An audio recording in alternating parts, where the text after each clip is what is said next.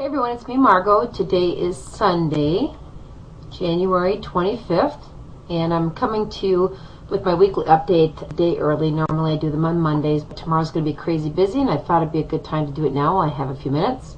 Hope that you're all doing well. I'm really enjoying your videos. Just for the stats, I guess we'll start with, like everyone else, last week I was 187. That was actually on Wednesday the 21st, so it's been 5 days since I've had my weigh-in. Since then, I think I was at 187 then. I'm at 185.2 this morning, so I lost 1.8 pounds in a few days, so it's pretty good. I'm only losing on average, about a half a pound to 3/4 of a pound a week. It's really slowing down a lot, and I think the reason is because I'm really building muscle. I'm working out every other day, and I can feel myself just get so much stronger. Even when I'm like lifting weights and things, I can feel things going up so much more easily, and I just feel stronger. So that's a good thing. I do not have a small build, and I've talked about this before, but I'm more of a mesomorph. I'm the type of person that builds weight fairly quickly, and I think I carry quite a bit of muscle, even though not all of this is muscle, believe you me. But I think that I do have that tendency to be more muscular than some. And so I'm okay with my numbers being a little bit higher. My goal is still 175. I have a feeling I'll probably end up getting around, if I end up having any plastic surgery of any sort, probably around 170, 165 to 170. I'd be really happy. I feel like right now most people think I look around 160, 165-ish. So if I'm 170, I'll look 150. That's fine with me. We'll see how it goes. But one of the nice things about being more mesomorphic in the different types of bodies that people have is that you can hide weight a little bit better, and I think I'm doing that, trying to be a little creative, but we'll see what happens. But on to my subject for the week. I don't know if any of you guys have watched the news or if you read anything on online, but there were some beached whales that were off one of the major coasts here in the country that beach themselves. You hear about this frequently, or a couple times a year about this.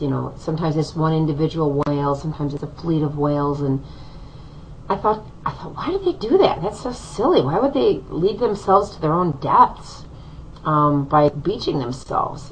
I kind of looked into it a little bit. They actually talked about it on this news story. There's several theories about that. One is that they think with all the equipment and in the technology that man interferes with their sonar, kind of messes up their overall ability to direct and guide themselves. That's one theory. Another theory is that usually these things happen when the feeding is too late and they're not getting enough food, so they actually follow squid. Squid come actually fairly close to shore, and so what they do is they follow the squid, and the squid, ultimately the food, leads them to their death.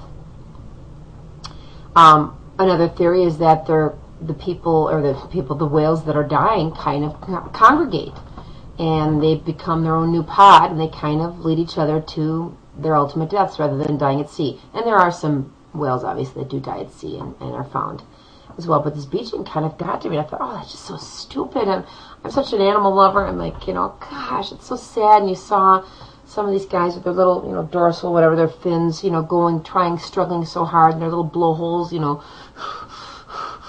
they're trying really hard to save themselves, and of course the scientists were trying to save them as well. It was really, really sad, and I don't care if you love animals or not, it's just a sad thing to see anything die. And then I got to thinking about my life and how I was like that beached whale. I was leading myself right toward shore, right to ultimately a shorter life and my ultimate death. Maybe some of you guys are beached whales. Maybe some of you are pre-ops, and you're in a rut, and you don't think that you have any way out, and you think, I'm going to be fat my whole life. I remember resolving myself, I will be fat my whole life. And I remember telling my friends and laughing, oh, I'll be thin in heaven, ha ha ha. Well, unfortunately, if I kept on that path, I'd be in heaven a whole lot sooner rather than later. And that's pathetic. That's really sad for us to want to cut our lives short for food. It's not for anything really important, it's for food. And what we do and how we treat ourselves and how we don't take care of our bodies. I know a lot of you made the decision to have gastric bypass because of your children. I know that was a big, huge factor in my life. I was 11 when my mom died.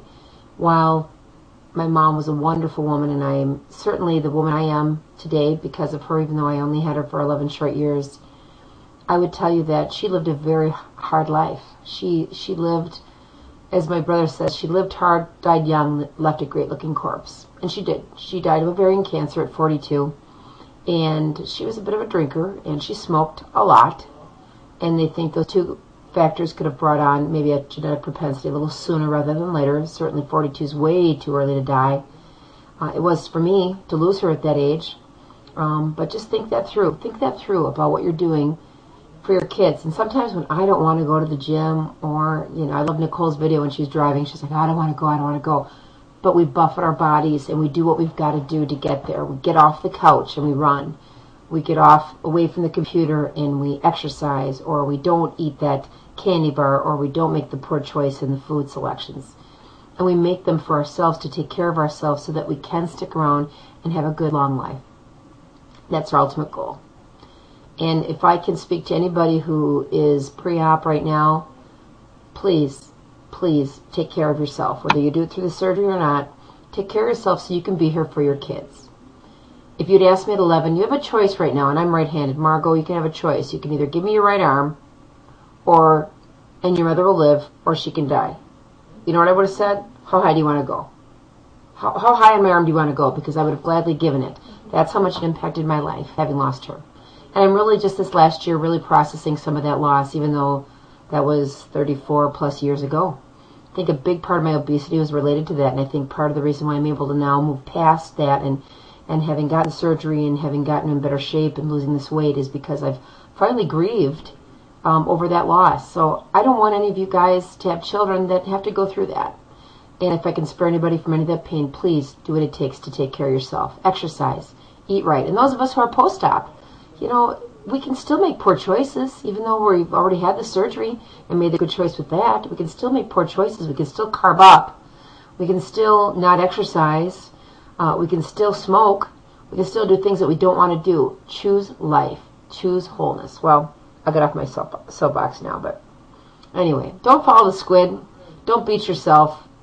Don't be the one that brings a shortness to your life when we can avoid it, when we can fight.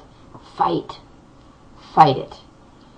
I'm fighting it every time I step on my elliptical trainer, the elliptical trainer of the club. I'm fighting it. I'm fighting it every time I journal what I eat. I'm fighting it every time I'm drinking my protein shakes and taking my supplements. I'm fighting it. So fight. Put up a good fight. But then, if God calls us home and we have a shorter life, then let him do it. But don't let it be up to us to make the decision because of the poor choices we made. That's just silly. Okay, enough of that.